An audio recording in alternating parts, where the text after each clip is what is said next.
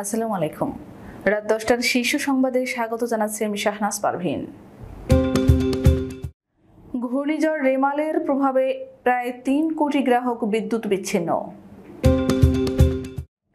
মহা বিপদ সংকেতে নামলেও উপকূলে তাণ্ডব চালাচ্ছে রিমাল। প্রধানমন্ত্রীর সঙ্গে যুক্তরাষ্ট্রের উচ্চ পর্যায়ের বাণিজ্য প্রতিনিধি দলের বৈঠক। তারেক রহমানের আগে আপনার বিচার হয়ে যায় কিনা রিজভি। আমরা কিরকম ভালো মানুষ যে 80 টুকরা হতে হয় কাদের সিদ্দিকী। গুলশানে একদিনে 4 ফ্ল্যাট কিনেছিল বেনজির পরিবার। নিকচন চৌধুরীর বিরুদ্ধে অভিযোগ এনে কাঁদলেন চেয়ারম্যান প্রার্থী। শান্তিরক্ষা মিশনে গেলেন পুলিশের 180 সদস্য। পানির নিচে ঢাকার সড়ক অলিগলি, তীব্র ভোগান্তি পথে পথে। ইরান সফরের আমন্ত্রণ গ্রহণ করেছেন সৌদি যুবরাজ। শুনছিলেন শিরোনাম, এবার বিস্তারিত। ঘূর্ণিঝড়ের কারণে সিদ্ধিরগঞ্জ উলন গ্রিড ট্রিপ করেছে। বর্তমানে বিকল্প উপায়ে বিদ্যুৎ সরবরাহ করা হচ্ছে। এ কারণে কিছুটা সংকট হচ্ছে বলে জানিয়েছে ঢাকা পাওয়ার ডিস্ট্রিবিউশন কোম্পানির ব্যবস্থাপনা পরিচালক আব্দুল্লাহ নোমান। তিনি বলেছেন, আমাদের টিম কাজ করছে। সংশ্লিষ্টরা বলেন, ঘূর্ণিঝড় শুরু হওয়ার পর থেকে বিভিন্ন সময়ে 3 কোটির উপরে গ্রাহক বিদ্যুৎবিহীন ছিল। বিদ্যুৎ বিভাগ জানিয়েছে, ঘূর্ণিঝড় রেমালের প্রভাবে প্রাথমিকভাবে বিদ্যুৎ বিভাগের ক্ষয়ক্ষতি 79 কোটি 2 লাখ টাকা বলে ধারণা করা হচ্ছে। দুপুর 2টা পর্যন্ত প্রাপ্ত তথ্য অনুসারে 1,26,79,000 গ্রাহক বিদ্যুৎ বিচ্ছিন্ন ছিল। ঘূর্ণিঝড় রেমালের প্রভাবে আরইবির বিতরণ ব্যবস্থার ক্ষয়ক্ষতির চিত্র তুলে ধরা হয়। এতে প্রায় 80টি পল্লী বিদ্যুৎ সমিতির বিদ্যুৎবিহীন গ্রাহক ছিল 2,69,47,700 জন। ঘূর্ণিঝড় রিমাল উপকূল অতিক্রম অব্যাহত রেখেছে। জোয়ারের পানিতে নিম্নাঞ্চলগুলো প্লাবিত হয়েছে। ভারী বৃষ্টি আর জোয়ারের পানিতে দুর্ভোগে পড়েছেন বাসিন্দারা। বেশ কয়েকটি জেলা বিদ্যুৎহীন আছে। মহাবিপদ সংকেত কমে আসলেও দুমড়ে মুচড়ে যাচ্ছে উপকূলীয় জেলাগুলো। বঙ্গোপসাগরে সৃষ্ট ঘূর্ণিঝড়টি গতকাল রোববার রাত 8টার দিকে বাংলাদেশের উপকূলে আঘাত করে। এরপর উপকূল থেকে শুরু করে সারা দেশে বৃষ্টি শুরু হয়। এখনো তাণ্ডব অব্যাহত রয়েছে। বাতাসের গতিবেগ রয়েছে ঘন্টায় 90 থেকে 120 কিলোমিটার। প্রধানমন্ত্রী শেখ হাসিনার সঙ্গে সৌজন্য সাক্ষাৎ করেছেন যুক্তরাষ্ট্রের উচ্চ পর্যায়ের বাণিজ্য প্রতিনিধি দল। সোমবার সকালে এই সাক্ষাৎ অনুষ্ঠিত হয়। এর আগে 4 দিনের সফরে রোববার রাতে এই প্রতিনিধি দলটি ঢাকায় আসে।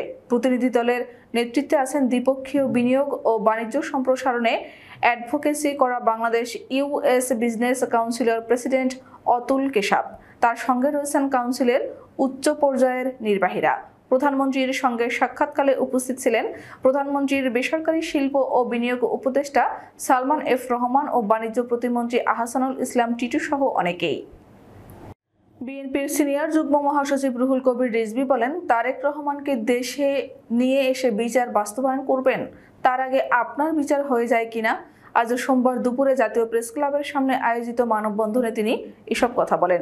ঢাকা জেলা বিএনপির উদ্যোগে জেলা বিএনপির সভাপতি খন্দকার আবু আশফাক সহ নেতাকর্মীদের মুক্তির দাবিতে এ মানববন্ধন হয়। বিএনপির ভারপ্রাপ্ত চেয়ারম্যান তারেক রহমানকে দেশে নিয়ে এসে বিচার কার্যক্রম করা হবে। প্রধানমন্ত্রীর এমন বক্তব্যের জবাবে রিজভী বলেন, গতকাল আপনি বললেন তারেক রহমানকে নিয়ে এসে বিচার করা হবে। একথা এর আগেও অনেকবার বলেছেন আপনি। তারেক রহমানকে দেশে নিয়ে এসে বিচার করার আগে আপনার বিচার হয়ে যায় কিনা। তিনি বলেন, প্রধানমন্ত্রী বিএনপি নেতাদের কারাগারে রাখতে ভালোবাসেন। বিএনপি নেতাদের কারাগারে নিলে তিনি ঈদের চেয়ে বেশি আনন্দ পান। কৃষক ও শ্রমিক জনতা লীগের সভাপতি বঙ্গবীর আব্দুল কাদের সিদ্দিকী বলেছেন, দেশটা কেমন যেন ধ্বংসের পথে।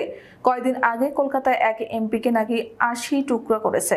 আওয়ামী লীগের একজন এমপিকে 80 টুকরা করে, যার মাংস পাওয়া যায় না। যে যতই বলুক, যদি লাশ না পাওয়া যায় তাহলে মামলাটি দুর্বল হবে, মামলায় আলামত লাগবে। আমরা কিরকম ভালো মানুষ যে আমাদের 80 টুকরো হতে হয়। কিরকম ভালো মানুষ সংসদে গেছে, কিরকম ভালো মানুষ আওয়ামী লীগের এমপি হয়েছে। রোববার রাত 8টায় উপজেলার হারিঙ্গাচালা সরকারি প্রাথমিক বিদ্যালয় মাঠে কৃষক শ্রমিক জনতা লীগ মনোনীত উপজেলা পরিষদের চেয়ারম্যান প্রার্থী সানোয়ার হোসেনের পক্ষে আয়োজিত এক পথসভায় তিনি এসব কথা বলেন। পুলিশের সাবেক মহাপরিদর্শক বেনজির আহমেদের পরিবারের সদস্যদের আরও সম্পদের খোঁজ পেয়েছে দুর্নীতি দমন কমিশন। তার স্ত্রী জিসান মির্জার নামে পাওয়া গেছে আরও 276 বিঘা জমি। বেনজির আহমেদের স্ত্রী ও এক মেয়ের নামে রাজধানীর অভিজাত এলাকা গুলশানে 4টি ফ্ল্যাট খুঁজে পেয়েছে দুদক। ফ্ল্যাটগুলোর আয়তন মোট 9,192 বর্গফুট। এই 4 ফ্ল্যাট কেনা হয়েছিল একদিনে বেনজির আহমেদ অবসরে যাওয়ার 6 মাসের মধ্যে। দাম দেখানো হয়েছিল মাত্র 2,19,00,000 টাকা। জমি ও ফ্ল্যাট ছাড়াও দুদক বেনজির আহমেদ ও স্ত্রী সন্তানদের নামে 19টি প্রতিষ্ঠানের শেয়ার ও 3টি বিও হিসাব এবং 30 লাখ টাকার সঞ্চয়পত্র খুঁজে পেয়েছে।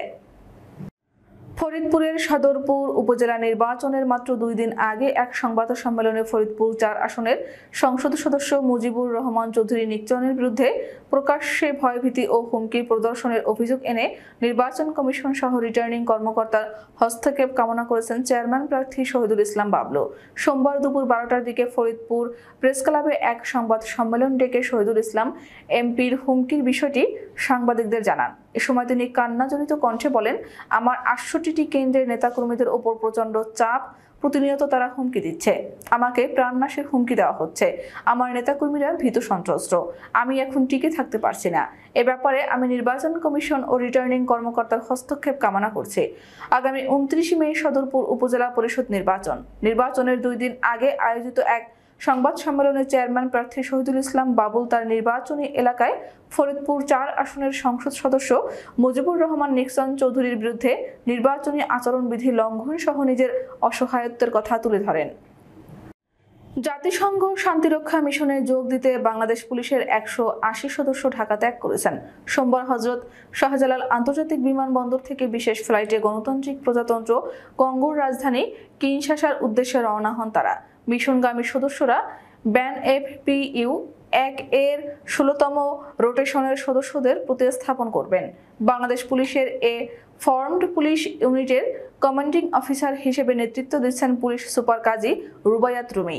পুলিশ সদর দফতরের অতিরিক্ত আইজিপি মোহাম্মদ আনোয়ার হোসেন এবং ওভারসিজ অ্যান্ড ইউএন অপারেশন শাখার কর্মকর্তারা মিশনগামী পুলিশ সদস্যদের বিমানবন্দরে বিদায় জানান। বাংলাদেশ পুলিশের শান্তিরক্ষীরা গত 35 বছর ধরে প্রতিকূল পরিস্থিতিতে অত্যন্ত দক্ষতা, নিষ্ঠা ও পেশাদারত্বের সঙ্গে বিশ্বের যুদ্ধবিধ্বস্ত বিভিন্ন দেশে জাতিসংঘের ম্যান্ডেট অনুযায়ী শান্তিরক্ষায় নিয়োজিত থেকে বাংলাদেশের জন্য সুনাম বয়ে আনছেন। মাঝ জ্যৈষ্ঠে দিনব্যাপী এমন বৃষ্টি প্রত্যাশা করেনি রাজধানীবাসী। যদিও ঘূর্ণিঝড় রেমালের প্রভাবে রাজধানীতেও বৃষ্টি হবে বলে আগেই জানিয়েছিল আবহাওয়া অফিস। সে অনুযায়ী ভোররাত থেকে বিরতিহীনভাবে বৃষ্টি ঝরছে রাজধানীতে। টানা বৃষ্টিতে জলাবদ্ধতা সৃষ্টি হয়েছে বিভিন্ন এলাকায়, ডুবে গেছে বহু সড়ক ও অলিগলি। সেই সঙ্গে তৈরি হয়েছে গণপরিবহন সংকট। রাজধানীর Badda, green road, new market, Dhanmondi 27, মানিক মিয়া অ্যাভিনিউ, কাজীপাড়া, শেওড়াপাড়া, মিরপুর 10, 13 ও 14 নম্বর, মালিবাগ, শান্তিনগর, সায়দাবাদ, শনির আখড়া, পুরান ঢাকা, বংশাল, নাজিমুদ্দিন রোড, হাতেরঝিলের কিছু অংশ, আগারগাঁও থেকে জাহাঙ্গীর গেট যেতে নতুন রাস্তা, খামারবাড়ি থেকে ফার্মগেট, তেজগাঁও ট্রাক স্ট্যান্ড সংলগ্ন এলাকা, মোহাম্মদপুরের কিছু অংশ, মেরুল, বাড্ডা, ডিআইটি প্রজেক্ট এলাকা, মোহাম্মদপুর, ইসিবি, গুলশান, লেক পাড় এলাকার সংযোগ সড়ক এবং এসব সড়কের আশেপাশের অলিগলিতে পানি জমে জলাবদ্ধতা তৈরি হয়েছে। সৌদি আরবের যুবরাজ মোহাম্মদ বিন সালমান ইরানের ভারপ্রাপ্ত প্রেসিডেন্ট মোহাম্মদ মোখবারের আমন্ত্রণ গ্রহণ করেছেন। শুক্রবার রাতে মোহাম্মদ বিন সালমান ও মোখবারের মধ্যে ফোনালাপ হয়। ইরানের রাষ্ট্রীয় বার্তা সংস্থা ইরনা জানিয়েছে, ভারপ্রাপ্ত প্রেসিডেন্ট ইরানি হজযাত্রীদের স্বাগত জানানোর জন্য বিন সালমানের প্রতি কৃতজ্ঞতা প্রকাশ করেছেন। তিনি বিন সালমানকে তেহরান সফরেরও আমন্ত্রণ জানান। প্রয়াত প্রেসিডেন্ট আগে তাকে আমন্ত্রণ জানিয়েছিলেন। বিন সালমান সেই আমন্ত্রণ গ্রহণ করেন এবং ইরানের ভারপ্রাপ্ত প্রেসিডেন্টকেও রিয়াদ সফরের আমন্ত্রণ জানান। আমাদের আগামীকাল দুপুর 2টার শীর্ষ সংবাদ দেখার আমন্ত্রণ জানিয়ে এখনকার মতো বিদায় নিচ্ছি। দর্শক, ভিডিওটি শেষ পর্যন্ত দেখার জন্য আপনাকে অসংখ্য ধন্যবাদ। নিত্য নতুন সংবাদ পেতে আমাদের ইউটিউব চ্যানেলটি সাবস্ক্রাইব করুন ও নিয়মিত নোটিফিকেশন পেতে বেল বাটনটি ক্লিক করুন এবং আমাদের ফেসবুক পেজটিতে লাইক করুন। এছাড়াও আমাদের ভিডিওতে লাইক দিয়ে শেয়ার করুন। আল্লাহ হাফেজ।